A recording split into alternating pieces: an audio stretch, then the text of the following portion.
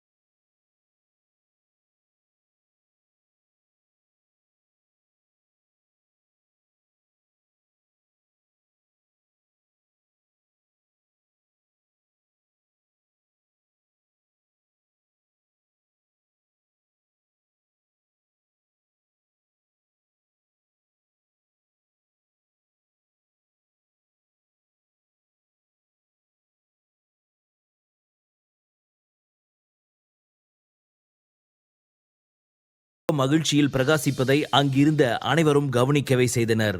அலுவலகத்தின் நடுவில் வந்து நின்ற Anand, hello everyone, listen to me என்றான். அவன் அவ்வாறு சொன்னதும் அனைவரும் செய்யும் வேலையை நிறுத்திவிட்டு அவனை பார்த்தனர். நம்ம கம்பெனியோட ஆர்னமெண்ட் டிசைனர் இன்னும் டெவலப் ஆகணும்னு நான் ஆசைப்படுறேன். அதனால நான் ஒரு திறமையான புது சீஃப் டிசைனர் அப்பாயின்மெண்ட் பண்ணியிருக்கேன். இவங்க பேர் மிஸ்ஸஸ் சுரபி விக்ரம். இனிமே இவங்க தான் நம்மளுடைய சீஃப் டிசைனர். நீங்க எல்லாரும் அவங்களுக்கு சப்போர்ட் பண்ணணும் என்று ஆனந்த் சொன்னதும் அங்கிருந்த அனைவரும் அதிர்ச்சியுடன் சுரபியை பார்த்தனர். இதை கேட்ட கிருத்திகா கோபமடைந்தாள். ஏனென்றால் பல வருடங்களாக அவள் தான் அந்த பதவியில் இருக்கிறாள். ஆனால் இன்று ஒரே நாளில் அவள் அந்த பதவியை சுரபிக்கு கொடுக்கும்படி ஆயிற்று. அவளுக்கு அதில் சற்றும் விருப்பமில்லை. என்ன சொல்றீங்க சேர்மேன்? இவ சீஃப் டிசைனரா? இவளுக்கு அந்த அளவுக்கு திறமை இருக்கும்னு நினைக்கிறீங்களா என்று கிருத்திகா உரத்த குரலில் கேட்டாள். அவள் அவ்வாறு கேட்டதும் அவளை முறைத்து பார்த்த ஆனந்த், என்னுடைய டிசிஷனை கொஸ்டின் பண்ண நீங்க யாரு என்றான். அவன் அவ்வாறு கேட்டதும் கிருத்திகா அவமானமாக உணர்ந்தாள். அப்போது, சேர்மன் சார், நான் இதை நம்ம கம்பெனி நல்லதுக்காக தான் சொல்றேன். நீங்க அவசரத்துல தப்பான முடிவு எடுத்திருக்கீங்க. சீஃப் டிசைனரா இருக்க இவளுக்கு என்ன தகுதி இருக்கு? கிருத்திகா ஏற்கனவே அந்த பொசிஷன்ல இருக்கும்போது நீங்க எப்படி இவ்வளவு பெரிய பொசிஷனை சுரபிக்கு கொடுத்தீங்க? இந்த பொசிஷனுக்கு வர அவளுக்கு தகுதியும் இல்ல, அனுபவமும் இல்ல. இத டைரக்டர்ஸ் யாருமே ஒத்துக்க மாட்டாங்க என்று ராகுல் சொன்னான். அவன் சொன்னதை கேட்டு வாய்விட்டு சிரித்த ஆனந்த், உங்க பர்மிஷன் யாருக்கு வேணும்? எனக்கு அவங்க டிசைன் பிடிச்சிருக்கு. இந்த வேலையை செய்ய அவங்களுக்கு தகுதி இருக்கிறதா எனக்கு தோணுச்சு. அதான் நான் அவங்களுக்கு இந்த வேலையை கொடுத்தேன். இதுக்கு நடுவுல கருத்து சொல்ல நீங்க யாரு? உங்களுக்கு என்னுடைய முடிவு பிடிக்கலனா நீங்க இந்த விஷயத்த போர்ட் மெம்பர்ஸ் கவனத்துக்கு கொண்டு போகலாம். மற்றபடி என்ன கேள்வி கேட்க உங்களுக்கு எந்த ரைட்ஸும் இல்லை. உங்க வேலை என்னவோ அதை மட்டும் பாருங்க என்று நக்கலாக சொன்னான். இதை கேட்ட ராகுல் கோபமடைந்தான். அவன் குடும்பம் சென்னையிலேயே புகழ்பெற்ற குடும்பம். இதுவரை ஒருவரும் அவன் முன்பு இப்படி பேசியதில்லை. புருஷோத்தமன் குடும்பத்தை சேர்ந்தவர்கள் கூட அவன் முன்பு பேச பயப்படுவார்கள். எனவே ஆனந்த் அனைவரின் முன்னிலையிலும் ராகுலிடம் அவ்வாறு பேசியதை கண்டு அங்கு இருந்த அனைவரும் ஆச்சரியமடைந்தனர். இப்போ இந்த கம்பெனிக்கு கிரியேட்டிவிட்டி இருக்க டிசைனர் தேவை. சுரபி டிசைன் பண்ண king of the world design எனக்கு ரொம்ப பிடிச்சிருக்கு. அந்த டிசைன் பார்த்த பிறகுதான் நான் அவங்கள சீஃப் டிசைனரா அப்பாயின்மெண்ட் பண்ணேன். அந்த டிசைனை ரெடி பண்ண 10 லட்சம் ரூபாய் செலவாகும். ஆனாலும் நிச்சயம் அந்த டிசைன் நம்ம கம்பெனிக்கு நல்ல பேரை வாங்கி கொடுக்கும். இந்த டிசைன் 1 மாசத்துக்கு பிறகு நம்ம கம்பெனி சார்பாக நடக்க போற எக்ஸிபிஷன்ல நான் அறிமுகப்படுத்த போறேன். வேணும்னா ஒன்று பண்ணலாம். யாருக்கு விருப்பம் இருக்கோ அவங்களும் நகைகளை டிசைன் பண்ணி அந்த எக்ஸிபிஷன்ல வைங்க. யாரோட டிசைன்ஸ் மக்களுக்கு பிடிச்சிருக்குன்னு பார்க்கலாம். அப்புறம் இந்த போட்டியில யார் வேணும்னாலும் கலந்துக்கலாம் என்று கூலாக சொன்ன ஆனந்த், பின்னர், என்ன போட்டிக்கு ரெடியா என்று கேட்டான். என்னது 10 லட்சமா? சுரபி மாதிரி புது டிசைனர் கொடுத்த ப்ராஜெக்டுக்கு அவ்வளவு பெரிய அமௌண்ட்டை ஒதுக்க போறீங்களா என்று கிருத்திகா கேட்டாள். ஷட்டப், இப்போ அவங்க இந்த கம்பெனியோட சீஃப் டிசைனர், அதை மனசுல வச்சுக்கிட்டு பேசுங்க என்று ஆனந்த் கோபமாக கத்தினான். அவன் வார்த்தைகளை கேட்டதும் அங்கு மயான அமைதி நிலவியது. ஓகே ஆனந்த், இந்த போட்டியில கலந்துக்க நான் ரெடி. நானும் இந்த முறை என்னோட டிசைன்ஸ் எக்ஸிபிஷன்ல வைக்கிறேன். அப்ப தெரியும் உங்களுக்கு யார் திறமசாலின்னு என்று கிருத்திகா சொன்னாள். சரி, இப்ப எல்லாரும் உங்க வேலையை பாருங்க என்ற ஆனந்த் அதற்கு மேல் எதுவும் பேசாமல் தன்னுடைய கேபினுக்கு சென்றான். ஆனந்த் அங்கிருந்து சென்றதும் சுரபியின் அருகே வந்த கிருத்திகா, ஆனந்த் உன்னை பாராட்டி பேசினதால நீ சந்தோஷத்துல துள்ளி குதிக்காத. அப்புறம் கீழே விழுந்து உன் கை கால் உடைஞ்சிரும். என்கிட்ட தோத்து இந்த ஊரே உன்னை பார்த்து கை கொட்டி சிரிக்கிற வரைக்குமாவது கேர்ஃபுல்லா இரு. அதுக்கப்புறம் ஜுவல் எப்படி டிசைன் பண்ணணும்னு நானே சொல்லி கொடுக்குறேன். என்னை விட நீ தானே பெஸ்ட்னு ஒரு நிமிஷம் கூட நினைச்சிடாத. அப்புறம் நீ அதால பாதாளத்துல தான் விழணும் என்றாள். ஹலோ மிஸ் கிளிமூஞ்சி, என் ஒய்ஃப் கீழே விழுந்து கை கால் உடைஞ்சாலும் அவளை தூக்கிட்டு போக அவ புருஷன் நான் இருக்கேன்.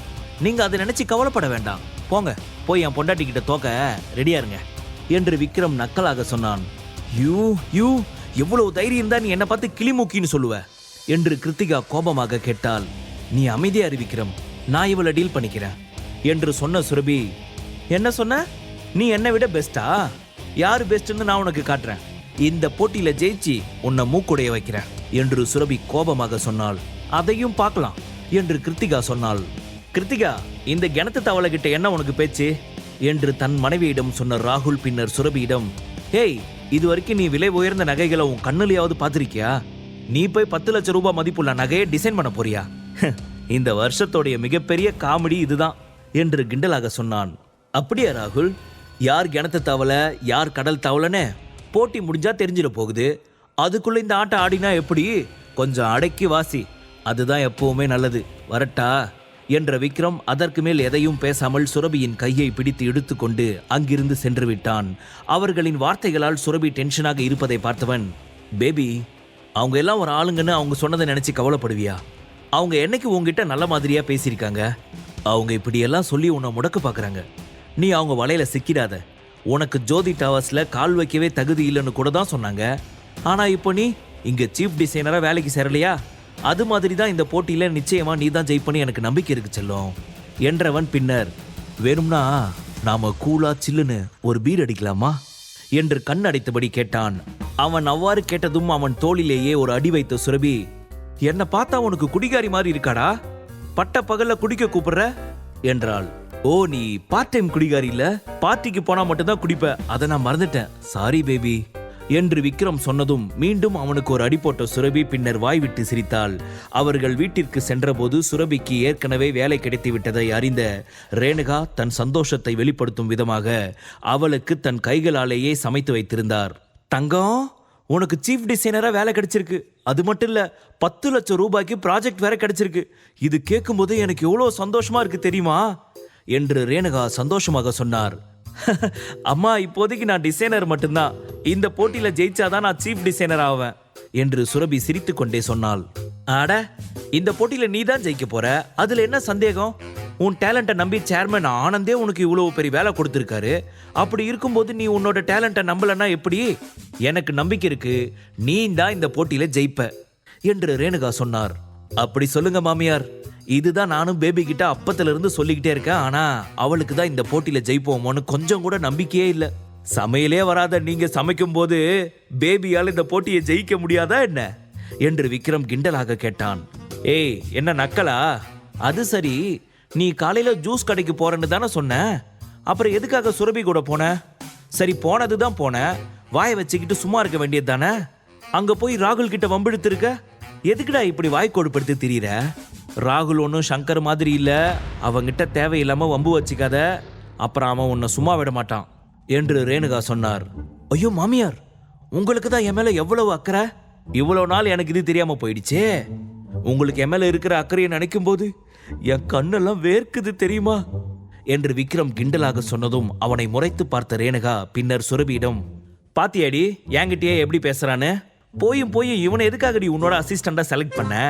இவன் உனக்கு உதவியெல்லாம் பண்ண மாட்டான், உபத்திரவம் தான் பண்ணுவான். நான் சொல்றதை கேளு, வேற யாரையாவது நீ உன் அசிஸ்டண்டா வச்சுக்கோ, இவனை உன் கிட்டேயே விடாத, இவனால உனக்கு பிரச்சனை மட்டும்தான் வரும் என்றார். அம்மா, தேவையில்லாம டென்ஷன் ஆகாத. விக்ரம் விளையாட்டுத்தனமா இருந்தாலும் வேலையில் அவனை அடிச்சுக்க ஆளே இல்லை தெரியுமா? இன்னைக்கு ஆனந்த் சார் அந்த டிசைன்களை செலக்ட் பண்றதுக்கு அவன் தான் காரணம். அவன் என்னோட அசிஸ்டண்டா இருந்தா நான் நிச்சயம் இந்த போட்டியில ஜெயிச்சிடுவேன் என்று சுரபி சொன்னாள். அவள் சொன்னதை கேட்ட ரேணுகா, என்னது, உன் டிசைன் செலக்ட் ஆக இவன் தான் காரணமா? என்னமா சொல்ற? என்னால எதையும் நம்ப முடியல. நான் சொல்ல வேண்டியதை சொல்லிட்டேன், அப்புறம் உன் இருப்போம் என்றவர் பின்னர் விக்ரமிடம், இங்க பாரு விக்ரம், இனி விளையாட்டா இருக்கக்கூடாது, தயவு செஞ்சு அங்க போய் எங்க மானத்தை வாங்கிடாத. என் பொண்ணு என்ன சொல்றாளோ அதை மட்டும் கேட்டு நடந்துக்கோ. நீ அவளுக்கு ஏதாவது தொந்தரவு கொடுத்தேன்னு தெரிஞ்சது நான் உன்னை சும்மா விட மாட்டேன் என்று மிரட்டினார். சரிங்க மாமியார், நீங்க சொல்லி நான் கேட்காம இருப்பேனா என்று. என் பேபி நில்லுன்னு சொன்னா நிப்பேன், உட்காருன்னு சொன்னா உட்காருவேன், போதுமா என்றவன் பின்னர், எனக்கு ரொம்ப பசிக்குது மாமியார், கொஞ்சம் நீங்க ஆக்கி வச்சதை போட்டா நல்லா இருக்கும் என்றான். போடுறேன், அதுக்கு முன்னாடி இந்த மாத்திரையை போய் வாங்கிட்டு வா என்று ரேணுகா ஒரு மருந்து சீட்டை அவன் முன்பு நீட்டினார். சரிங்க மாமியார், இதோ இப்பவே வந்துடுறேன், நீங்க எல்லாரும் சாப்பிட்டுக்கிட்டு இருங்க என்ற விக்ரம் மெடிக்கல் ஷாப்பிற்கு சென்று அந்த பிரிஸ்கிரிப்ஷனில் இருந்த மாத்திரைகளை வாங்கி கொண்டு திரும்பினான். அப்போது அங்கு கருப்பு நிற பென்ஸ் கார் வந்து நின்றது.